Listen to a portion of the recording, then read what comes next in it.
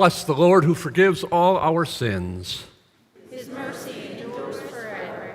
Almighty God, to all hearts are open, all desires known, and from you no secrets are hid.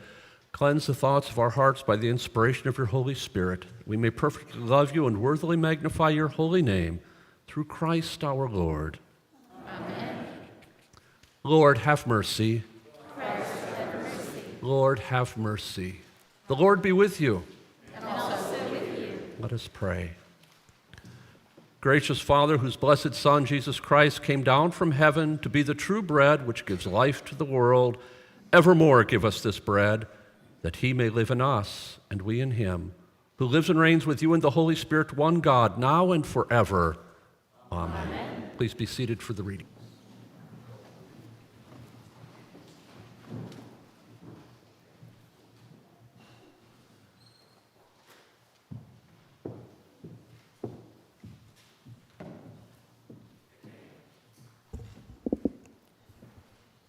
A reading from the book of Numbers. From Mount Hor, the Israelites set out by the way to the Red Sea to go around the land of Edom. But the people became impatient on the way. The people spoke against God and against Moses. "Why have you brought us up out of Egypt to die in the wilderness? For there is no food and no water, and we detest this miserable food." Then the Lord sent poisonous serpents among the people, and they bit the people, so that many Israelites died. The people came to Moses and said, "We have sinned by speaking against the Lord and against you. Pray to the Lord to take away the serpents from us." So Moses prayed for the people, and the Lord said to Moses, "Make a poisonous serpent and set it on a pole, and everyone who is bitten shall look at it and live." So Moses made a serpent of bronze and put it upon a pole, and whenever a serpent bit someone, that person would look at the serpent of bronze and live. The word of the Lord.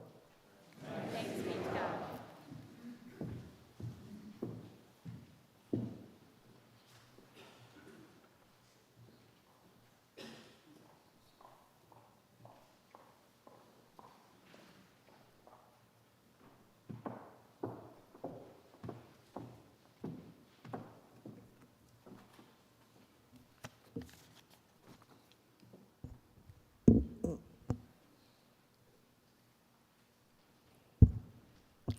Please join me in praying Psalm 107 responsively by half verse.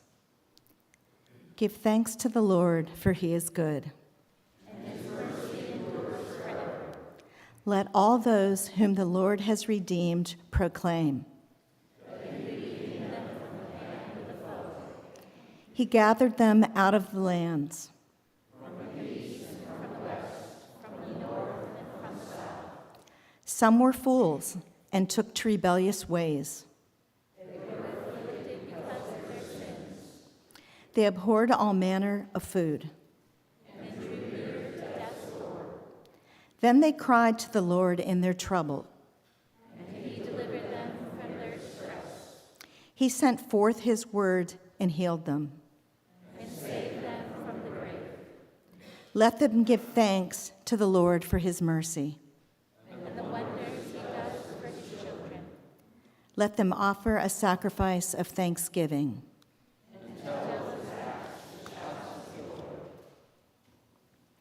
A reading from Paul's letter to the Ephesians. You were dead through the trespasses and sins in which you once lived, following the course of this world, following the ruler of the power of the air, the spirit that is now at work among those who are disobedient. All of us once lived among them in the passions of our flesh, following the desires of flesh and senses. We were by nature children of wrath, like everyone else. But God, who is rich in mercy, out of the great love with which he loved us, even when we were dead through our trespasses, made us alive together with Christ. By grace you have been saved, and raised up with him, and seated with him in the heavenly place in Jesus Christ, so that in the ages to come he might show the immeasurable riches of his grace in kindness towards us in Jesus Christ. For by grace you have been saved, through faith, and this is not your own doing, it is the gift of God, not the results of works, so that no one may boast. For we are what he has made us, created in Jesus Christ for good works, which God prepared beforehand to be our way of life. The word of the Lord. Thanks be to God.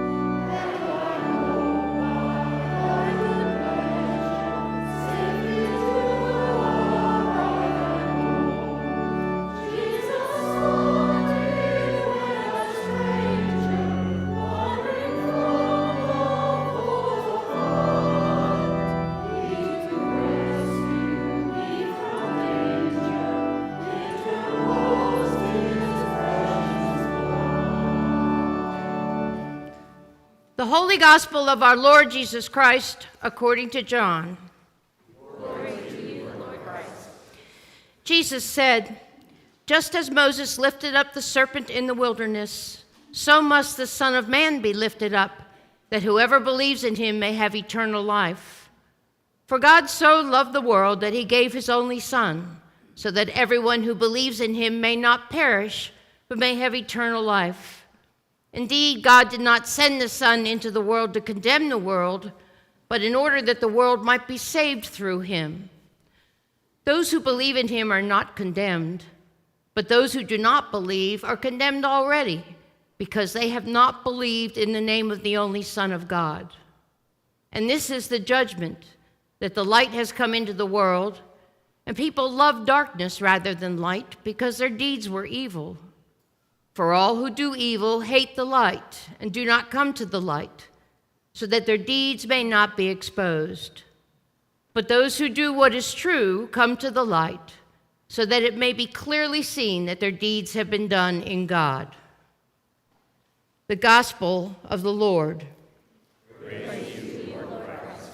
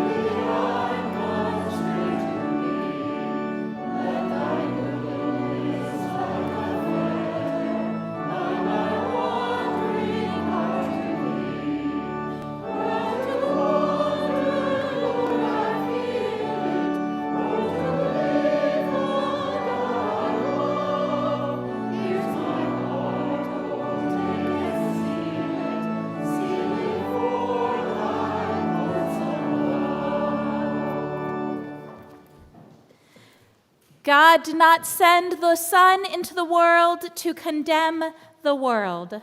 Please be seated.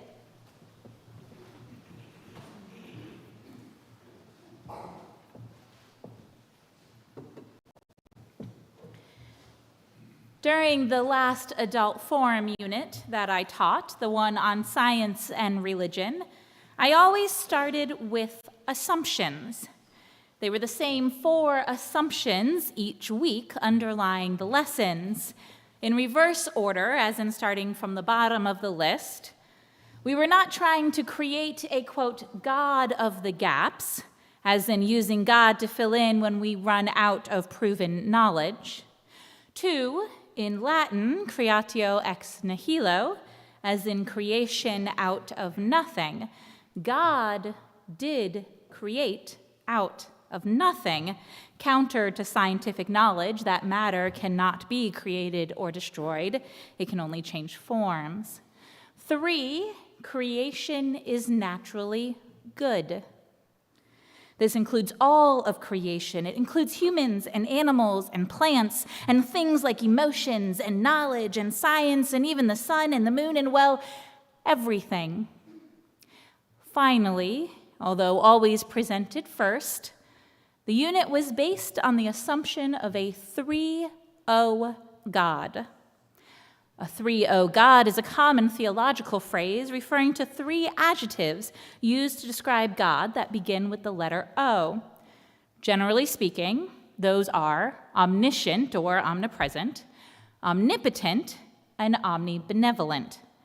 In other words, all-knowing or all-present, all-powerful, and all-loving. These 3 attributes of God led to the other 3 assumptions from the Science and Religion Adult Forum, and they are underlying theological statements of the nature of God. God knows all, God does all, and God loves all. There's scriptural evidence of God being a, quote, 3-O God, and plenty of theologians throughout time writing about God as a 3-O God. It's not a new concept, although the actual phrasing only came about in the last 100 years. Despite the specific phrasing, we all know that God is all-powerful, all-knowing, and all-loving. And if you truly know and believe and understand this, then there are certain things that must also be true. Which brings us to today's gospel reading, this passage from the Gospel of John, chapter 3, verses 4 through 21. This is the second half of Jesus' conversation with Nicodemus. Do you remember Nicodemus? Nicodemus was a Pharisee who came to Jesus during the night, scared of being judged by his peers. Also, curious about this man who is called the Son of God. In case you were wanting the whole picture, also Nicodemus is present at the end of John's Gospel, bringing the appropriate spices to prepare Jesus' body for burial. But that's not important today. We'll save that for a few weeks. So Nicodemus came to Jesus during the night, asking about who Jesus is. And of course, in true Jesus fashion, it's not the most direct or straightforward explanation that Jesus gives. And when Nicodemus still doesn't quite seem to get it, Jesus goes into this passage, which I'm sure y'all heard includes one of the best-known verses in all of the Gospels, perhaps in all of Scripture, New and Old Testament and Apocrypha combined. Watch a NASCAR race, or Tim Tebow play football, or any other number of sporting events, or even those billboards on the side of highways. You know the type I'm talking about. John 3:16. Martin Luther called it, and I quote, the gospel in miniature. Max Lucado, a modern theologian, said about this verse, if you know nothing about the Bible, start here. If you know everything about the Bible, return here. John 3:16. For God so loved the world that God gave God's only Son, so that everyone who believes in him may not perish, but have eternal life. But here's the interesting thing. All these quick-to-quote references fail to include the whole story. They get the first half, but not the second. It's like they get the Jesus came down from heaven and was born, God made man, but they miss the whole part where Jesus dies on a cross and descends to the dead and on the third day rises again and ascends to heaven. Because John 3:17 is the rest of the story. John 3:17, indeed, God did not send the Son into the world to condemn the world, but in order that the world might be saved through him. Jesus did not come down, was not made man to condemn us, but to save us. The Greek word used here, krine, most translations in this passage use condemn, but the word can also mean judge. So this passage could be God did not send the Son into the world to condemn the world, and it could also be God did not send the Son into the world to judge the world. Jesus didn't come to us in order to judge us, in order to seek out ways to condemn us, to prevent us from getting into that great kingdom of God, to give us grace and mercy. No, Jesus came to us in order to save us. This passage right here, this is the very definition of that third O in the 3-O God, the very definition of an omnibenevolent God, an all-loving God. Because an all-loving God does not seek to condemn us. Otherwise, God wouldn't be all-loving, right? Because love is salvation. Love is hope. Love is a promise that when the time comes, God will judge us with mercy, opening wide the gates of God's kingdom to each and every one of us, to everyone. That is what this passage is about.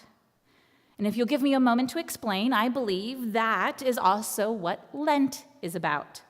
Not a time of judgment, not a time of condemnation, not a time of recognizing our shortfalls and our inabilities to live up to any expectations we might think God has placed on us. Expectations, or I don't know, requirements God has placed on us to get into heaven? No, Lent is about the love that God extends to each and every one of us, everyone, and that includes all of you. I saw something online. I spent a lot of time on my phone in the past few weeks while I was traveling, and it was a quote, and it basically said, "When we judge ourselves and others, we are committing idolatry. We are creating false idols of ourselves. Because only one who is called to judge is God, as in God the Father, who sent God's only Son. Even Jesus, according to this passage, is not called to judge, to condemn. Only God the Father is. And because God the Father is a 3-O God, including omnibenevolent, all-loving, God's judgment will always be a judgment of mercy and love. But when we judge, when we consider the people around us and even ourselves, when we begin to think that we know better, that we are better, then we're trying to put ourselves in God's shoes and trying to fill the role that only our 3-O God can fill, creating false idols of ourselves. I think that's why this passage from John, from pop culture and sporting events and highway billboards, I think that's why this passage is a perfect reminder of God's love for us during a Lenten season of repentance. Because repentance isn't because we are not good enough or worthy enough. Repentance isn't necessarily because we choose the darkness over the light. Instead, repentance is our way of saying yes to God's love for each and every one of us, not as an act of guilt or judgment against ourselves, but as a gift to the God who will give all to each and every single one of us. A 3-O God who uses God's all-powerful, all-knowing, all-loving nature to send God's Son not to judge us, but to save us. By sending God's only Son. If God sent Jesus to condemn the world, then God would not truly be an all-loving God. We are not condemned. Even if we think we are, even if we think we're not good enough, even if we think we just can't get it right, we are not condemned. We are worthy of being saved.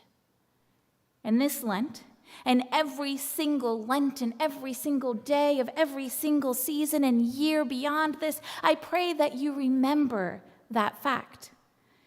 Jesus was not sent to judge us. Jesus was sent as an act of love by a God who is all-loving.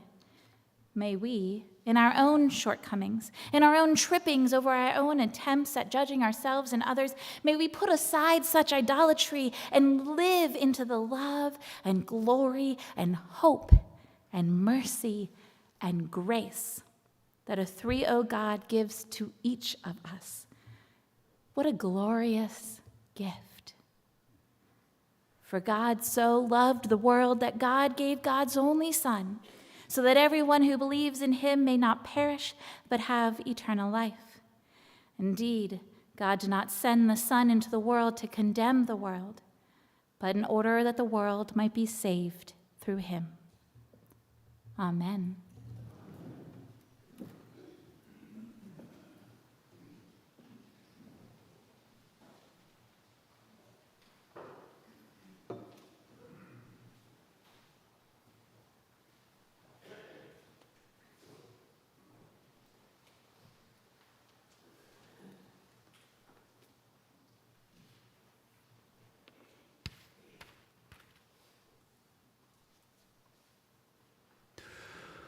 Let us stand together and declare what we believe. We believe in one God, The Father, the Almighty, maker of heaven and earth, of all that is seen and unseen. We believe in one Lord, Jesus Christ, the only Son of God, eternally begotten of the Father, God from God, light from light, true God from true God, begotten, not made, of one being with the Father. Through him all things were made. For us and for our salvation, he came down from heaven.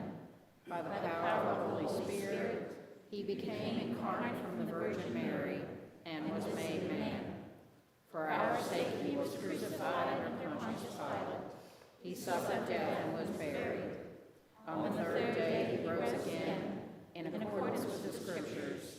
He ascended into heaven and is seated at the right hand of the Father. He will come again in glory to judge the living and the dead, and his kingdom will have no end. We believe in the Holy Spirit, the Lord, the giver of life, who proceeds from the Father and the Son. With the Father and the Son he is worshipped and glorified. He has spoken through the prophets. We believe in one holy Catholic and Apostolic Church.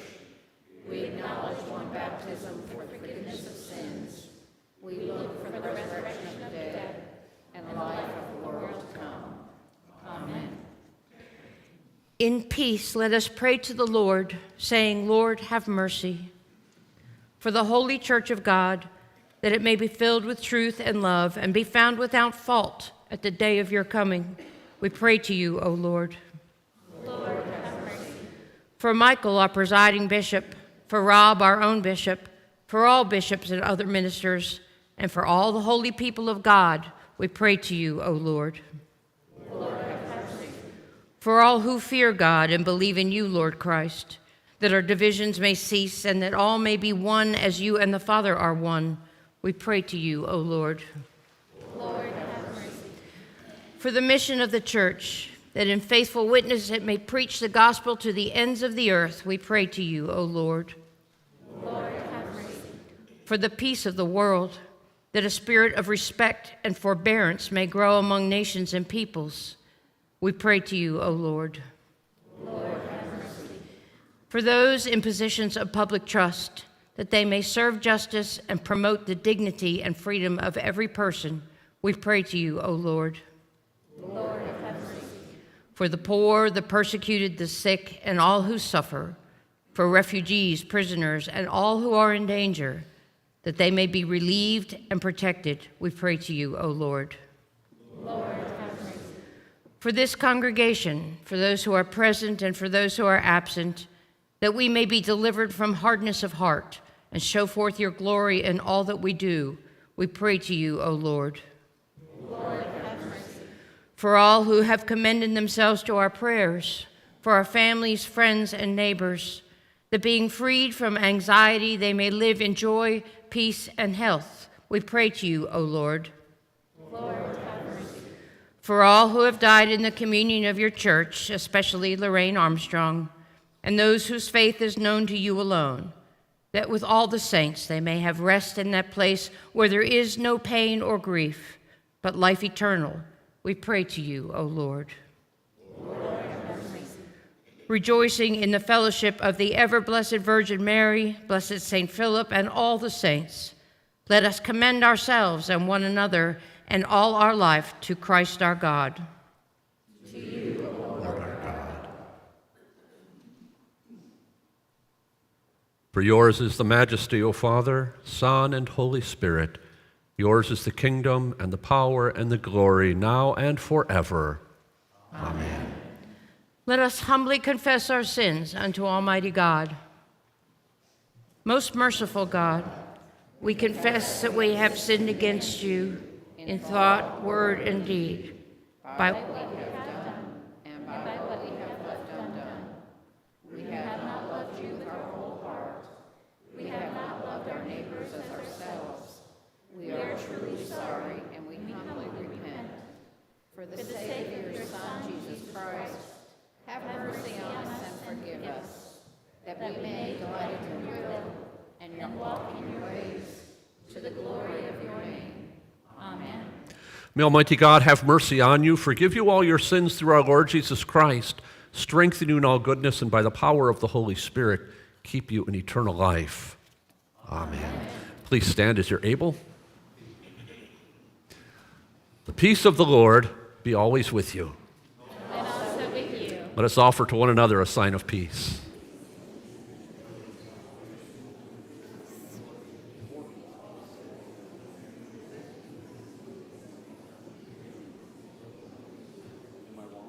You're good.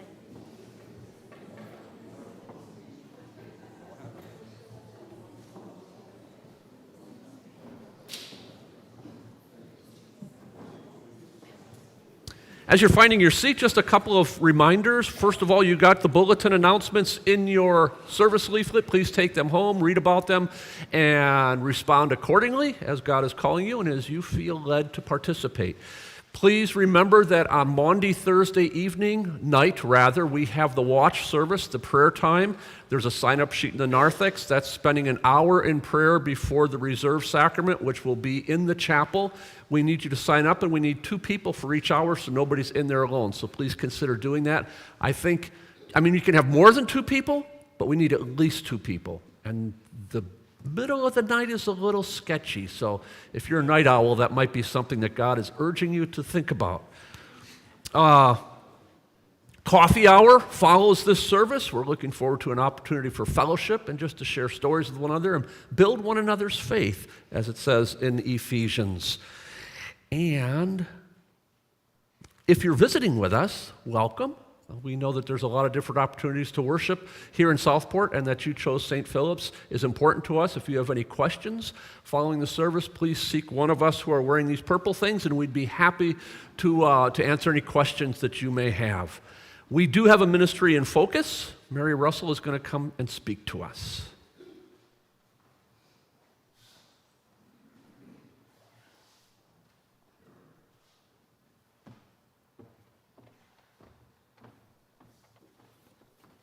Good morning, everyone.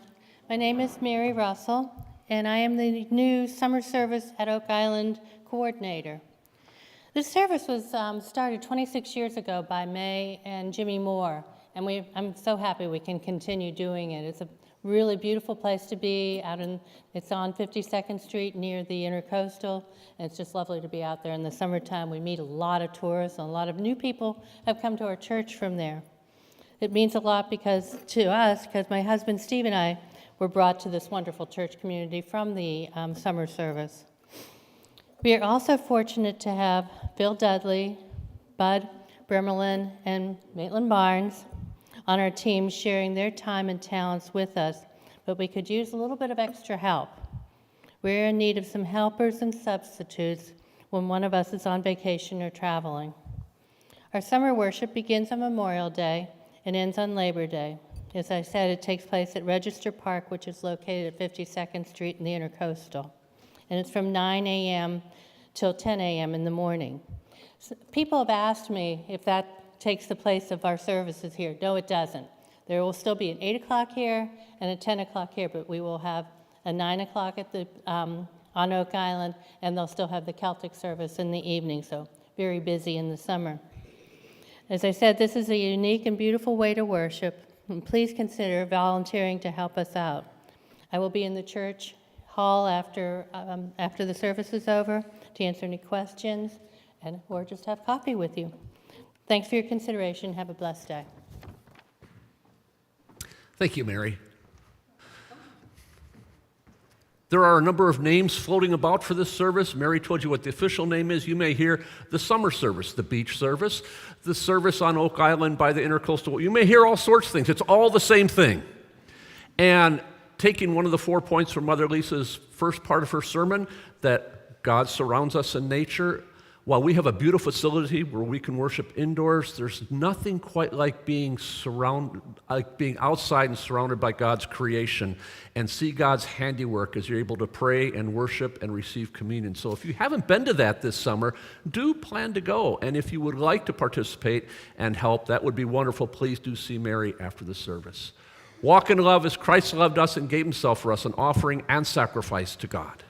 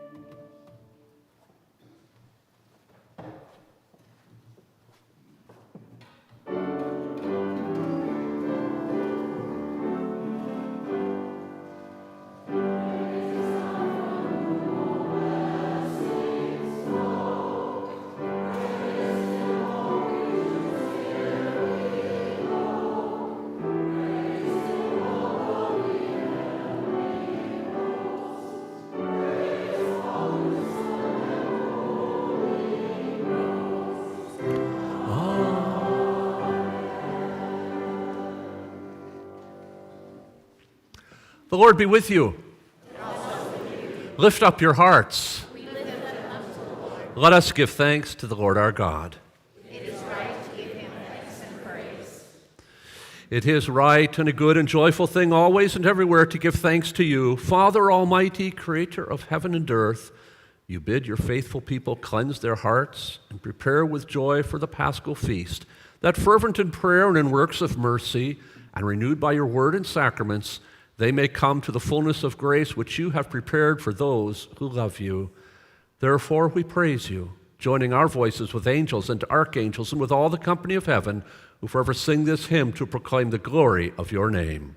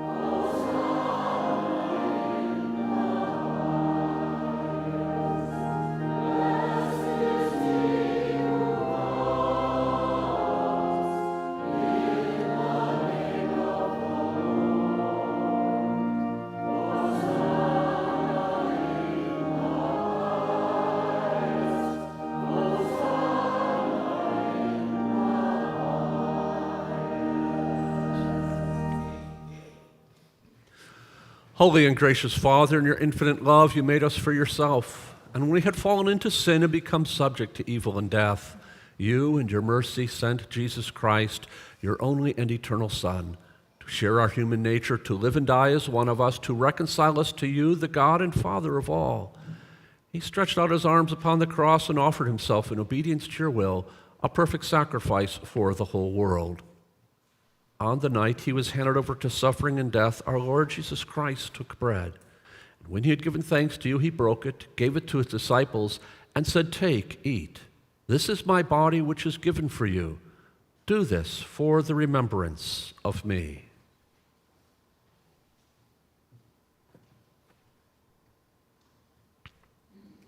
After supper, he took the cup of wine, and when he had given thanks, he gave it to them, and said, "Drink this, all of you. This is my blood of the new covenant, which is shed for you and for many for the forgiveness of sins. Whenever you drink it, do this for the remembrance of me."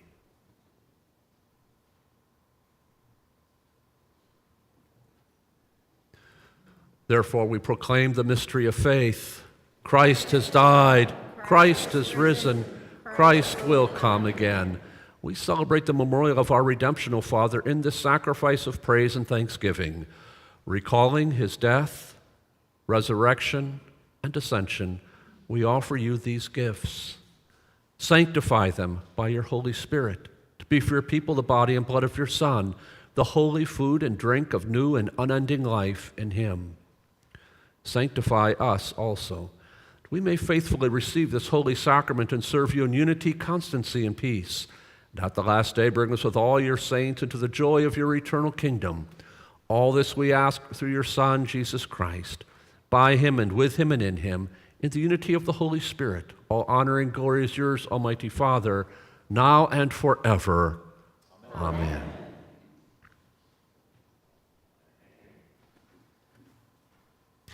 Now, as our Savior Christ has taught us, we are bold to say, "Our Father, who art in heaven, hallowed be thy name.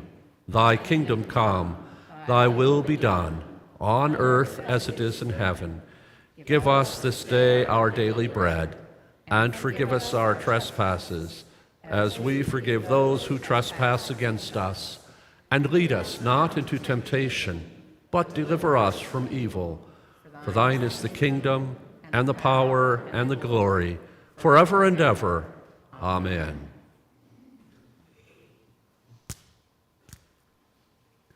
Christ, our Passover, is sacrificed for us. Therefore, let us keep the gifts of God for the people of God.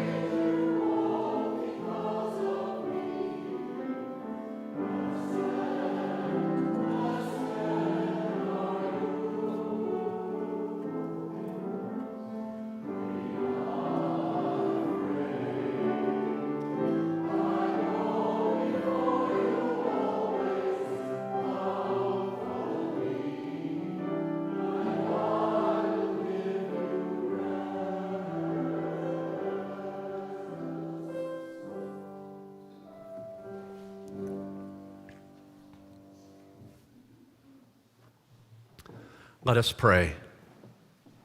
Almighty and ever-living God, we thank you for feeding us with the spiritual food of the most precious body and blood of your Son, our Savior, Jesus Christ, and for assuring us in these holy mysteries that we are living members of the body of your Son and heirs of your eternal kingdom.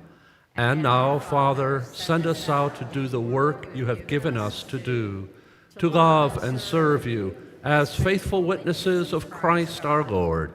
To him, to you, and to the Holy Spirit be honor and glory now and forever. Amen. Let us bow our heads before the Lord. Look down in mercy, Lord, on your people present before you, and grant that those whom you have nourished by your word and sacraments may bring forth fruit worthy of repentance through Christ our Lord. Amen. Amen.